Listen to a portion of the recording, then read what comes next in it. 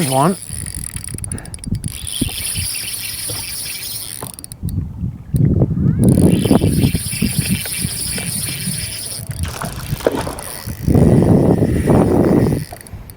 Not a bad one. Do you guys hear that? Damn cricket. If you guys were out on the pond this last week, I'm sure you guys know exactly what I know. Fall, I think, is here basically. So we had our first big cold front come in this last week. So it would have been the last week of August. 45, 48, and 50-degree overnights, which just sparked a feeding frenzy. That very first day, I actually had a guide trip, and we absolutely threw down on them. And then I had a guide trip 2 days later, caught them really good, and then I've been just basically out there every day since then, going out fishing, scanning, just doing my thing out there. And guys, I promise you guys, the bite got really, really good. Other than that though, that's kind of the reason why we haven't had a lot of content in the past like month or so, is we've just been really busy trying to learn this pond. Dude, there are so many guys out there that are getting really good out there.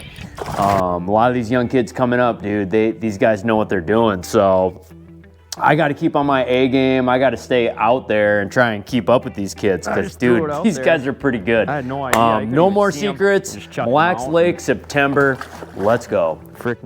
All right, so September is usually a great month. And this year, guys, one thing that I've noticed already, weather turning over a little bit earlier. Last year it happened in like mid to end of September. This year it's happening now. So we're gonna jump into the baits, and we don't have a big variety of baits this time.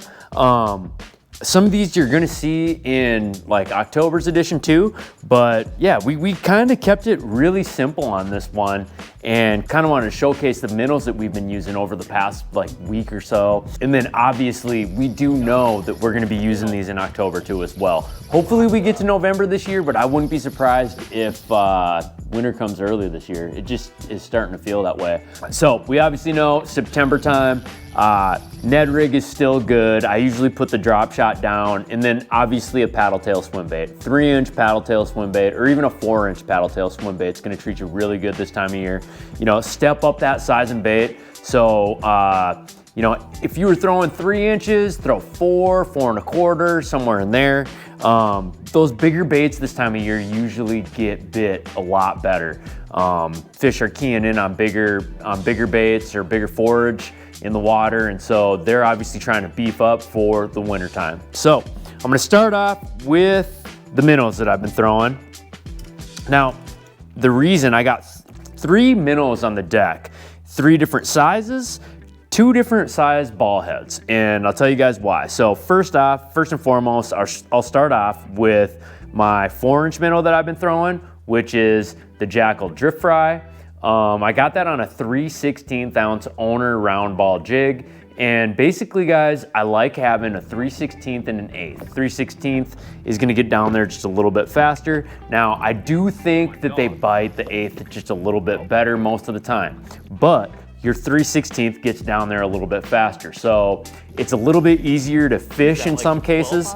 The bait just gets to them a little bit faster. You can see it easier on scope. So it does serve a purpose to have that heavier ball head down. It just gets down there quicker. Throwing it on a Halo BB series scoping rod, Daiwa 3000 Tatula series, and then 10-pound braid, do a 10-pound test leader. But that size, the 3/16 ounce size head, I like to have that and an 1/8 ounce head just to see if they bite them both as good as one another. So if they're not biting the 3/16 ounce as good as the 1/8, then obviously I'll just set this down. But I do find that they bite those bigger minnows better, like those 5 and 6-inch minnow profiles. So I do have this 4-inch tied on. I might put a 5-inch on this head or switch the head out and put a 5-inch on. But I do like to have those 2 different size ball heads on the deck just in case. Sometimes when you're getting into that 20+ foot range, a 3/16 ounce just sinks a little bit faster and it's just a little bit better. But sometimes they just don't want to bite it as good. I don't know why. Next, we got the same thing. We got a minnow on an 1/8 ounce head on a BB series scoping rod, but I have a 5-inch bait, and I have a queen's tackle head on this one. So that's the Megabass Whiptail Shad. It's quickly growing on me. I use that bait quite a bit. I think that it compares to a Sakamata shad just in the consistency of it, in the way that it flows and rolls through the water. Same thing, you know, I'm using the BB Series scoping rod. I really like this rod for scoping. Shimano Vanford 4000 on this one. Now, I'm probably gonna peel this reel off here in the next couple days, and I'm gonna take and put a 3000 series on it. I just think that a 3000 series is better for scoping. Definitely a little bit lighter. It picks up line just slightly quicker, I think, but yeah, just a little bit better for scoping. And then next, last but not least, I got the 7-inch Sakamata shad, and I did get quite a few bites on this bait. Now, one thing that I'll say is that I'm still trying to figure out what I want to do for the rod and reel setup. So I was throwing this on a spinning rod and I lost a lot of fish doing it. I got bit quite a bit, but I did lose quite a few fish. So I put it on my jerkbait rod. So I put it on this Halo BB Series jerkbait rod, 10-pound fluorocarbon on a Daiwa SV TW70. And one thing that I really like about this specifically is I don't feel like I'm gonna lose them. I feel like I get a good hook into them. But then at the same time, with the light line and the lighter rod, or the more parabolic bend on the rod, I don't feel like I'm gonna bend the hook out. I have not bent a hook out yet with this. But I've caught everything from 3 to 4 pounders with this thing, and even a couple 5s. I have not caught a giant with it yet. But you'd be surprised, man. They gobbled this thing up really, really good. I wasn't even gonna show it because I really think that my 7-pounder is gonna come on it this year, hopefully. You know, when we look at the size of the Cisco or the Tulabee that's in Mille Lacs right now, the average size of it's pretty big. And from what they've been puking up, one thing that I've noticed is that, you know, they are puking up bigger minnows. So that does make a difference. So we do have a 7-inch tied on, we have a 5-inch tied on, and we have a 4-inch tied on for minnows. And just a couple different size ball heads just to make it a little bit more complete. And that way you're covered in every single depth, every single situation that you can get in. Next, we got a bottom contact bait that I absolutely can't get enough of, man. And when they bite this bait, it makes me extra happy because I get to swing on them pretty hard with it. And that is the Finesse football jigs. So we got the Somatis Hellcat. That is their Finesse football jig. They use a BKK 1 hook in it.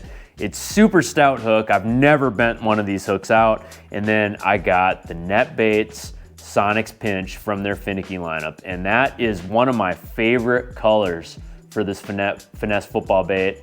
It is called Cinnamon Swirl, and it is just a badass little football jig trailer. And you know, a great Ned rig trailer. You can drop shot it for largemouth. You can do a lot with this Sonic's Pinch, but one thing that I really like it for is using it on a Finesse football jig. And I'm using the Halo BB Series jig rod.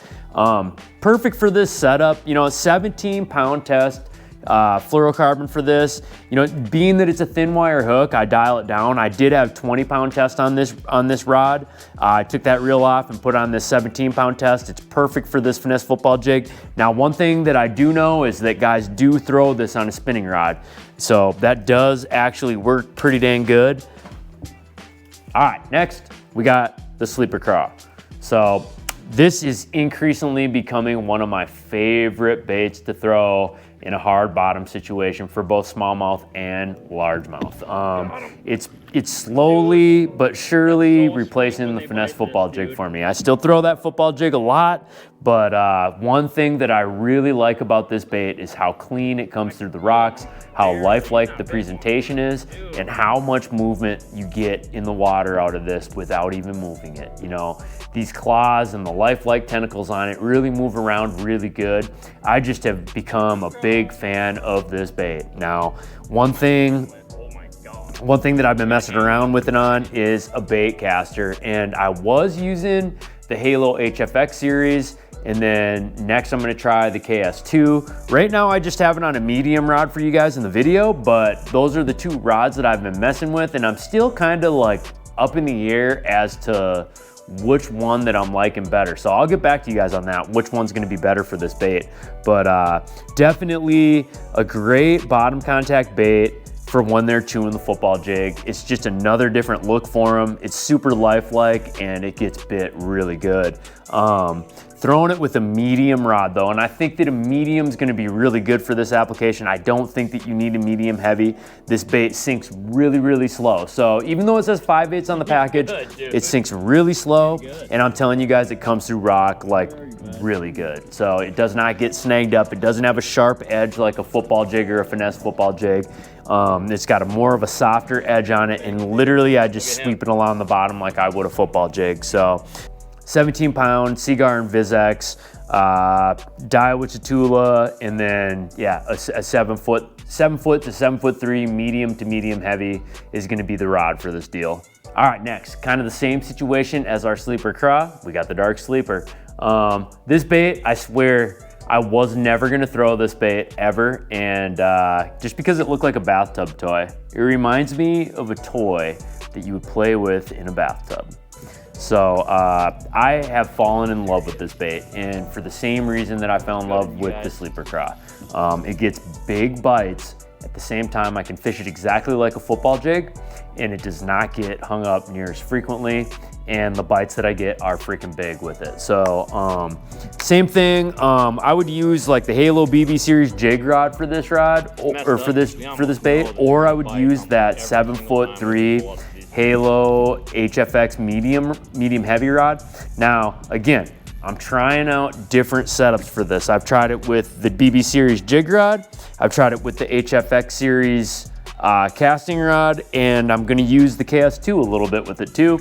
So that's why I have it tied up on a random rod, is because I really don't know which one's gonna serve it best. And I'll get back to you guys. I will have, by the end of the season, I'll probably mess around with this bait enough to really know what rod I like for it in the Halo series that's gonna work the best for it. But same thing, I fish this just like the sleeper craw, man. I cast it out, let it hit bottom, and I just drag it across bottom. Just slowly drag it across bottom. And you know, for your traditional finesse swim bait setup, like, you know, on a spinning rod, you throw it out there, you let it hit bottom, and you just creep it across bottom. It bounces off rock, it does its job. This is gonna be more of one of those sweeping deals, or just dragging it across bottom deals, for me anyways, that is gonna serve the purpose for it. So I'll still be using just a regular finesse swim bait, but in the situation where I'm gonna be dragging it and doing that deal and working it like ultra slow, that dark sleeper is gonna like be the deal for it. Next, last but not least, we got a Ned rig. Now, I wish I knew what head this was, and I only got a couple of them because I got them off the bottom of my buddy's floor. The bait that we have here is just a Ned rig. Now, we have it on a finesse football head, just a tiny little 1/8 ounce one. I wish I knew what the name of this head was, because I would get a bunch more. It's got a really thin wire hook on it, which I thought was gonna be actually kind of weak until I caught like a gigantic pike, a bunch of smallmouth, and that hook never moved like at all.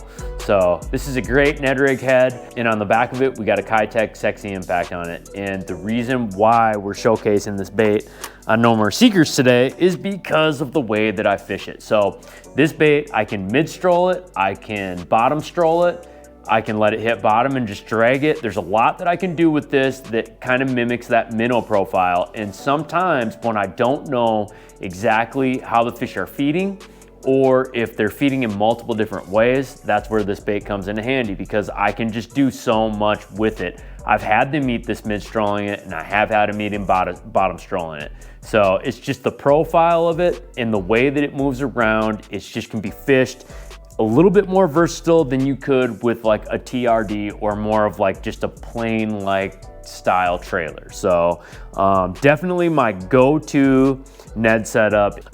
Throwing it with the 7-foot medium rod, Daiwa Kage 3000 LT. So that's it. That's what we got. And another rig that I don't have on the deck right now, wait, I do have it on the deck, that I will be throwing a ton is gonna be the quad hover.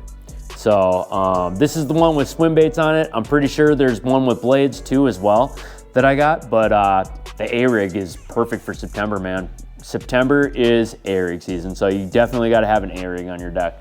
But until next time, boys, you guys will see me on the water. Yeah, I'm hoping that I can do a bass in the time out on the pond this year. That's the goal, is to actually do a bass in the time. And if you guys have not checked out Bass in the Time, I got the river edition. I'll throw all the links on the bottom of the video in the description because you guys got to check them out. Those are like my favorite to do. It's basically me. I go out with either like me or a buddy. I haven't really brought anybody with me yet for a bass in the time, but it's usually me just going out and getting on like a really hot, like fun bite. So yeah, I'm really hoping I can do a Mille Lacs Lake one this year. Until next time, boys, you'll see us on the water. If you are looking to book a guide trip with us, my website is down below. It's got the rates, it's got all my contact information. Get a hold of me, and yeah, we'll see you guys.